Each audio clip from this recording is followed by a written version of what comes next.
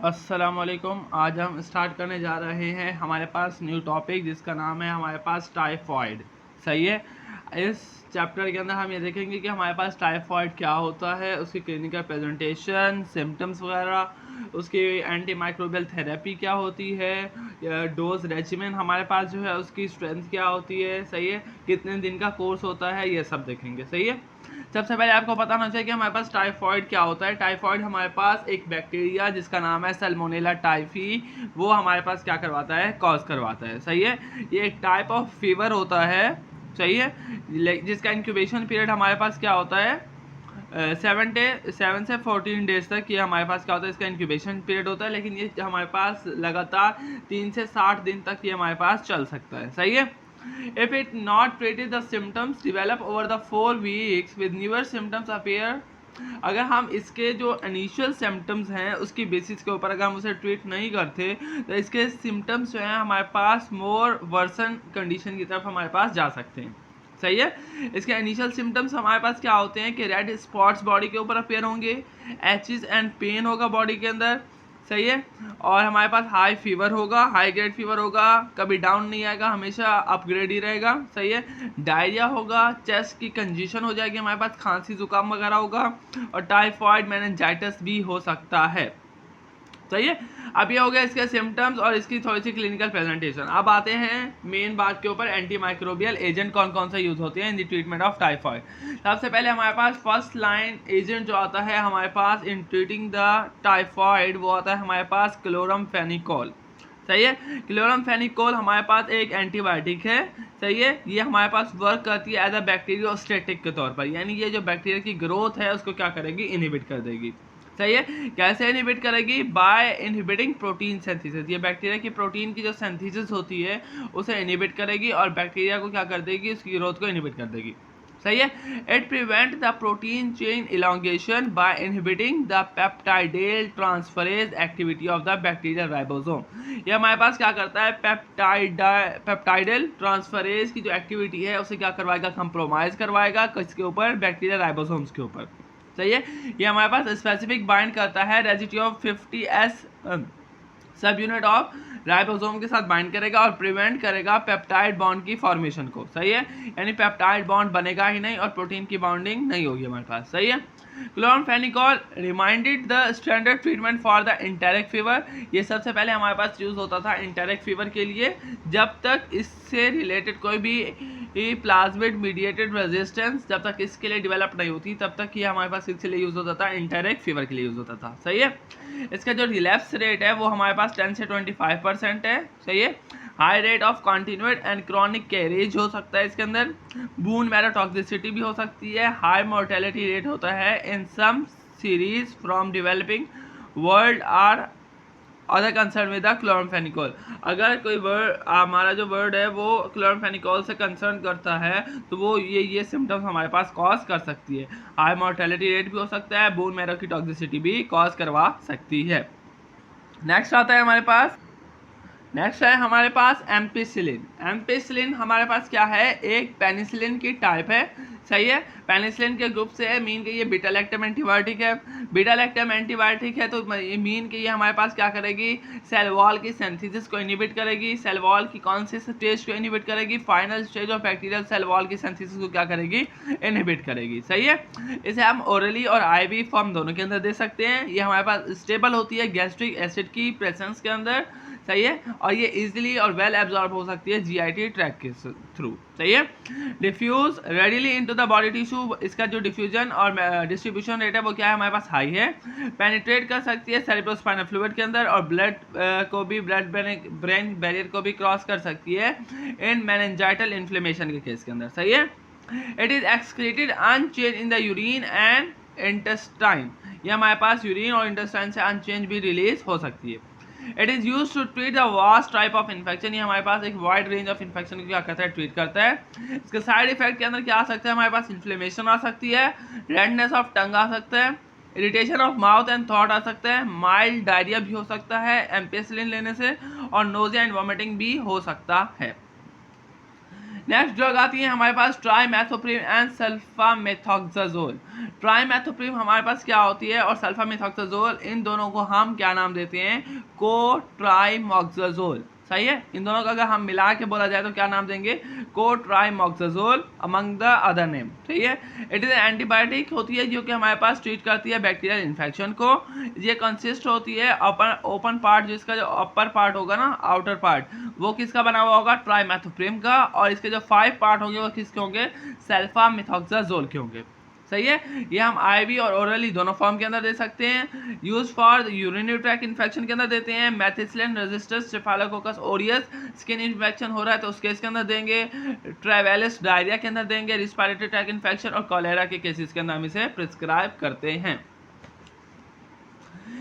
Use both to treat the parenteral pneumocystic pneumonia in people with the HIV और AIDS. HIV और AIDS के patients के अंदर अगर निमोनिया हो गया है तो उस केस के अंदर भी हम इसे प्रिस्क्राइब करते हैं। इसके साइड इफेक्ट क्या हो सकते हैं, हमारे पास नोजिया, वोमिटिंग, रैश और डायरिया हो सकता है। Recent emergence of the multi drug resistance, इसकी जो रेजिस्टेंस है वो हमारे पास कॉज हो गई है इसके बैक्टीरिया के खिलाफ, सल्मोनेला टाइफी के खिलाफ, with resistance to the ampicillin and trimethoprim has been diminished the efficacy of this drug.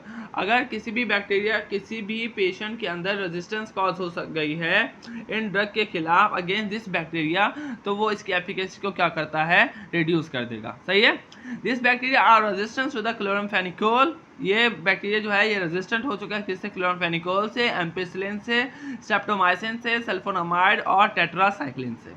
सही है, नेक्स्ट ड्रग आती है हमारे पास फ्लोरोक्विनोलोन्स। फ्लोरोक्विनोलोन्स हमारे पास ऑप्टिमल ट्रीटमेंट है किसके लिए, टाइफाइड फीवर के लिए, किसके अंदर, अडल्ट के केस के अंदर। ये हमारे पास इनएक्सपेंसिव होती है, वेल टॉलरेटेड होती है और रैपिडली एंड रिलायबली इफेक्टिव होती है। For the first line drug के अंदर हम किसको लेते हैं, फ्लोरोक्विनोलोन को भी लेते हैं। They have excellence tissue penetration. सही है, इसकी टिश्यू पेनिट्रेशन एक्सीलेंट है, किल कर देगी किसको, सल्मोनेला टाइफी को, और इंटरसेल्युलर स्टेशनरी स्टेज के अंदर भी मोनोसाइट और माइक्रोफेजिस के जरिए हमारे पास क्या करेगी, इन बैक्टीरिया को किल कर देगी। रैपिड थेराप्यूटिक रिस्पॉन्स है और clearance of fever and symptoms in 3 to 5 days. अगर ये पेशेंट लेता है टाइफाइड के केस के अंदर फ्लोरोक्विनोलोन्स, तो सिम्टम्स जो है वो 3 से 5 दिन के अंदर खत्म होना शुरू हो जाएंगे। सही है, फिर आता है हमारे पास थर्ड जनरेशन सल्फेलोस्पोरिन।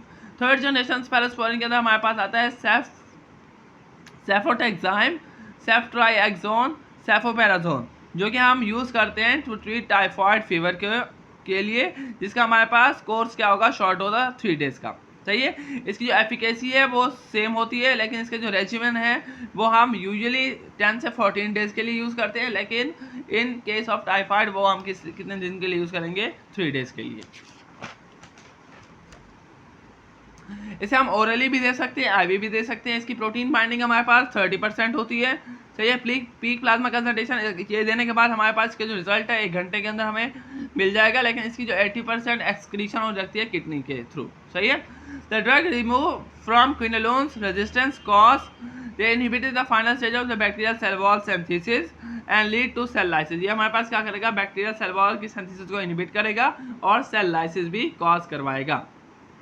साइड इफेक्ट के अंदर nausea, vomiting, maculopapular rashes हो सकते हैं और हाइपर सेंसिटिविटी भी कॉज करवा सकते हैं। नेक्स्ट आता है कैरियर्स। कैरियर्स कौन कौन से होते हैं, जिन पेशेंट को हमारे पास सल्मोनेला टाइफी क्या करती है, इफेक्ट तो करती है लेकिन लॉन्गर टाइम तक उसका इफेक्ट नहीं रहता। A chronic carrier is one who continue to discharge Salmonella typhi in either urine और stool for longer than 1 year। सही है, about 1 to 4% of the patient who develop chronic carriage of the Salmonella following enteric fever can be treated by 6 weeks with the appropriate antibiotic. अगर कोई भी patients है, सही है, अगर उसे हमारे पास सल्मोनेला टाइफी से क्या हो गया है, क्रॉनिकली कैरीज हो गया है, सही है, उस केस के अंदर हम उसे क्या करेंगे, 6 week की क्या देंगे, थेरेपी देंगे फॉर एप्रोप्रिएट एंटीबायोटिक। सही है, 6 week उसमें पूरी ड्रग यूज़ करनी है, तो ही वो क्या होगा, ट्रीट हो गया किससे, सल्मोनेला टाइफी से। अब कौन कौन सी वैक्सीन हैं जो कि हम टाइफाइड के लिए यूज़ कर सकते हैं। वैक्सीन के लिए हमारे पास टाइफाइड के लिए हमारे पास 2 वैक्सीन आती है, एक ओरल फॉर्म में भी, इंजेक्टेबल में भी। इंजेक्टेबल के अंदर जो आती है वो आती है टाइफिम VI, सही है, जो कि हम गिवन कैसे देंगे, सिंगल डोज देंगे सबक्यूटेनियसली, या हम इंटरमस्कुलर इंजेक्शन भी लगा सकते हैं। ओरल के अंदर हमारे पास लाइव वैक्सीन आती है टैफ्रॉल, 1 कैप्सूल हम देते हैं taken before food with a glass of water. सही है, 1 से 1 2 3 यानी 8 डेज के अंदर फर्स्ट डे देंगे, फिर थर्ड डे देंगे, फिर 5 डेज देंगे, 3 डोजेज देंगे इसकी। नो एंटीबायोटिक, ये जब हम वैक्सीन देते हैं उस केस के अंदर अगर पेशेंट को टाइफाइड हो गया है, उस केस के अंदर अगर वैक्सीन दे रही है तो हम एंटीबायोटिक नहीं देंगे। सही है, ये जो दोनों वैक्सीन हैं ये हम चिल्ड्रंस को भी दे सकते हैं जिनकी उम्र 5 साल से ज़्यादा होगी। सही है, इम्यूनिटी फॉर 3 साल तक इसकी इम्यूनिटी रहती है, फिर इसके लिए हमारे पास बूस्टर डोज की भी नीड होती है। सही है, vaccine are not effective in the prevention of the paratyphoid fever. Vaccine हमारे पास इफेक्टिव नहीं होगी अगर पेशेंट को क्या है, हमारे पास पैराटाइफॉइड फीवर है। अब पैराटाइफॉइड फीवर क्या होता है, इसके जो सिम्टम्स होते हैं वो हमारे पास सिमिलर होते हैं टाइफॉइड फीवर से, लेकिन ये हमारे पास milder than the lower fatality rate. इसका जो फेटेलिटी रेट होता है वो क्या होता है, हमारे पास लो होता है। कॉज बाय पैराटाइफी ABC, ये हमारे पास कौन से बैक्टीरिया की वजह से होगा, पैराटाइफी की वजह से होगा। Rash may be more abundant, इस केस के अंदर जो सिम्टम्स है वो क्या हमारे पास रैशेस जो के अबंडेंट हो सकते हैं। प्रोफाइलैक्सिस के अंदर क्या आ सकता है, अगर किसी भी पेशेंट को ये हो गया तो उस केस के अंदर हम क्या कर सकते हैं, हम अपने हाथों को धोना चाहिए। सही है, और वो पानी पीना चाहिए जो कि हमारे पास ट्रीटेड है। अनट्रीटेड वाटर को ड्रिंक नहीं करना चाहिए। अवॉइड करना चाहिए रॉ फ्रूट्स एंड वेजिटेबल्स को। सही है, चूज़ करना चाहिए हॉट फूड। सही है, अब इसकी थेरेपी हमारे पास क्या आती है, सबसे पहले आता है हमारे पास first line treatment. First line treatment के अंदर सबसे पहले आता है chloramphenicol, trimethoprim, sulfamethoxazole and ampicillin. सही है, ये हम IV देते हैं या ओरल देते हैं, ये भी IV ओरल देंगे, ये IV ओरल और इंटरमस्कुलर देंगे। सही है, जो क्लोरामफेनिकोल की डोज है वो हमारे पास क्या है 500 mg QID यानी दिन के अंदर 4 टाइम। ट्राइमेथोप्रिन एंड सल्फामिथॉक्साजोल की डोज क्या है हमारे पास 160 से 800 mg देंगे BID यानी दिन में 2 मरतबा। और एम्पेसिलिन की डोज क्या है हमारे पास 1000 से 2000 mg QID यानी दिन के अंदर 4 मरतबा। इसकी जो mg पर kg पर डे के हिसाब से जो डोज होती है वो होती है हमारे पास 50 mg पर kg, ये 4 से 20 mg पर kg के हिसाब से जाता है, और ये 50 से 100 mg पर kg के हिसाब से जाता है। इसका जो ड्यूरेशन होगा वो होगा 14 डेज, इसका भी 14 डेज, इसका भी 14 डेज। सेकेंड लाइन ट्रीटमेंट के अंदर हम सबसे पहले आता है हमारे पास फ्लोरोक्विनोलोन्स। फ्लोरोक्विनोलोन्स के अंदर सबसे पहले आ गया हमारे पास सिप्रोफ्लॉक्सासिन। सिप्रोफ्लॉक्सासिन हमारे पास ओरल IV दोनों देते हैं। इसकी जो डोज है वो क्या है हमारे पास 500 mg BID यानी 200 mg BID भी हम दे सकते हैं। सही है, इसकी कोई नॉर्मल वो हमारे पास इतना कोई खास नहीं है। इसका जो ड्यूरेशन होगा वो क्या होगा 10 से 14 डेज। नॉरफ्लॉक्सासिन ये भी हम ओरल देंगे, 400 mg देंगे दिन में 2 मरतबा। सही है, और इसका जो ड्यूरेशन है वो कितने दिन का है 10 दिन का। पेफ्लॉक्सासिन ओरल या IV दोनों दे सकते हैं, ये भी हमारे पास 400 mg दिन में 2 मरतबा देंगे, और कितने दिन के लिए 10 दिन के लिए। और फ्लॉक्सासिन हम ओरली देंगे 400 mg BID, यह भी कितने दिन का कोर्स है 14 डेज का। सिफालिस्पोरिन हमारे पास लास्ट के अंदर आता है। सिफालिस्पोरिन के अंदर सबसे पहले आता है सेफ्ट्राइएक्सोन, ये हम IM या IV देंगे। सही है, इसकी जो डोज होती है वो हमारे पास क्या होता है 1 to 2 ग्राम BID यानी दिन के अंदर 2 मरतबा देंगे। इसकी जो डोज होती है वो हमारे पास क्या किस mg पर kg के हिसाब से देते हैं 50 to 75 mg पर kg इन 1 to 2 डोजेज। सही है, 1 या 2 डोजेज के अंदर हम इसे क्या करेंगे ख़त्म कर देंगे। सेफोटैक्साइम ये भी हम इंट्रामस्कुलर या इंट्रावेनस देंगे, 1 to 2 ग्राम देंगे दिन के अंदर 2 मरतबा। 40 से 80 mg पर kg इन 2 to 3 डोजेज देंगे। सही है, सेफेक्साइम ये हम ओरली देते हैं, ये हम 200 से 400 mg OD यानी OD भी दे सकते हैं और BD भी दे सकते हैं, दिन में 1 मरतबा भी, दिन के अंदर 2 मरतबा भी। ये हम 110 mg पर kg इन 1 to 2 डोजेज। सही है, ये हमारे पास टोटल ट्रीटमेंट है, टोटल थेरेपी है किसकी, टाइफॉइड की। फर्स्ट लाइन ट्रीटमेंट हमारे पास ये है। सेकेंड लाइन ट्रीटमेंट के अंदर फ्लोरोक्विनोलोन और सिफालिस्पोरिन आता है। फ्लोरोक्विनोलोन के अंदर कौन कौन से आते हैं, सिप्रोफ्लॉक्सासिन, नॉरफ्लॉक्सासिन, पेफ्लॉक्सासिन और फ्लॉक्सासिन। सिफालिस्पोरिन के अंदर कौन सा आता है सेफ्ट्राइएक्सोन, सेफोटैक्साइम एंड सेफेक्साइम। यहाँ पे हमारे पास जो चैप्टर है टाइफॉइड का वो क्या होता है कंप्लीट होता है।